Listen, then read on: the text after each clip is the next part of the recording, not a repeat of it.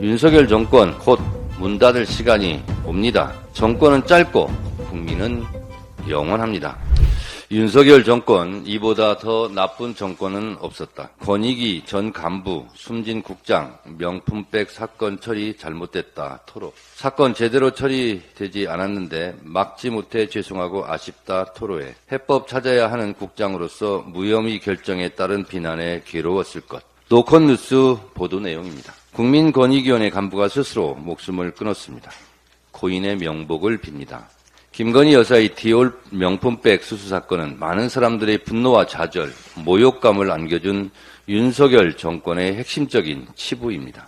도덕적 양심의 벼랑 끝으로 내몰리는 공무원들이 곳곳에서 고통받고 있을 겁니다. 검사들이 출장 뷔페에 가듯이 김건희 여사 앞에 불려가 핸드폰 뺏기고 신분증 뺏기고 수사했다고 하니 국민권익위야 오죽했겠습니까? 예외도 특혜도 성역도 없이 조사하겠다던 검찰총장도 결국 사과를 할 수밖에 없었던 윤석열 정권의 무도함이 끝내 아까운 한 공무원의 목숨을 앗아갔습니다. 윤석열 정권, 이보다 더 나쁜 정권이 있었을까? 야당 탄압 정적 제거, 이재명 대표 죽이기에는 전대미문의 폭력을 휘두르고 김건희 여사의 도이치모터스 주가 조작 의혹, 디올 명품백 수수 사건은 정권의 명운을 걸고 철통방어합니다. 일찍이 군사독재 정권에서도 찾아보기 힘든 모렴치의 극치입니다. 이러니 윤석열 정권을 두고 전두환 정권보다 더 잔인하고 이명박 정권보다 더 비열하고 박근혜 정권보다 더 무능하다고 하는 겁니다. 예전에 잔인하고 비열하고 무능했던 독재 정권도 국민에게 잘 보이려고 하는 척이라도 했고 착한 척이라도 했고 야당과 협력하는 척이라도 했습니다. 그런데 윤석열 정권은 무지몽매하고 무지막지합니다.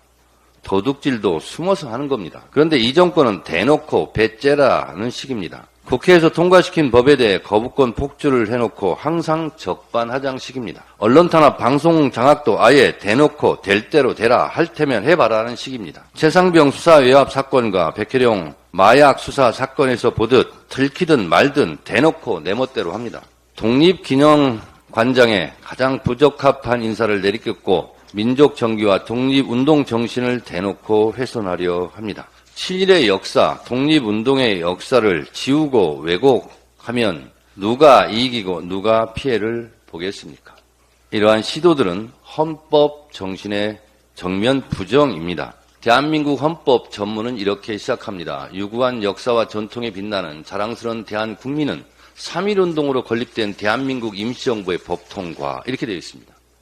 다시 말해 대한민국은 그들이 말하는 것처럼 국민 영토 주권이 없어서 대한민국이 존재하지 않은 것이 아니라 대한민국 헌법은 대한민국 1년을 1919년 임시정부로 규정하고 있습니다. 초대 이승만 대통령이 1948년 정부 수립을 한 이후 9월 1일 첫 번째 대한민국 관보를 냅니다. 이 관보에 보면 밑에 대한민국 30년 9월 1일이라고 적고 있습니다. 이승만 대통령도 1948년 9월 1일을 대한민국 30년이라고 한 것은 1919년 대한민국 임시정부를 대한민국 정부 1년이라고 본 겁니다. 엄연히 이렇게 독립운동의 역사가 대한민국의 역사 이건을 8.15 해방 이전에 정부 수립 이전에 대한민국은 존재하지 않았다는 식으로 말하는 것 자체가 헌법 부정입니다. 독립관장은 당장 사퇴하시기 바랍니다. 경제는 망가지든 말든 대책은커녕 대통령은 휴가 가서 휴가 중 개업 휴업 상태입니다. 정치, 경제, 외교, 안보, 사회, 문화 어디 성한 곳이 없습니다. 5년짜리 임기의 대통령이 너무 겁이 없습니다. 지난 총선에서 국민들은 윤석열 정권을 매섭게 심판했고 사실상 심리적 탄핵을 했거늘 이 정권은 나몰라라 마이웨이입니다. 국민과 치킨 게임 하듯 눈과 귀를 막고 국민과 싸우자 합니다. 국민에게 오기를 부리듯 국민들과 누가 이기는지 해보자는 식으로 강짜를 부립니다. 그러나 명심하십시오. 국민과 정권이 싸우면 결국 국민이 이깁니다. 국민 이기는 정권 없습니다. IMF 시절보다 더 어렵다는 국민들의 원성의 목소리가 점점 용산 대통령실로 직행하고 있음을 아시기 바랍니다. 윤석열 정권 곧 문 닫을 시간이 옵니다. 정권은 짧고 국민은 영원합니다.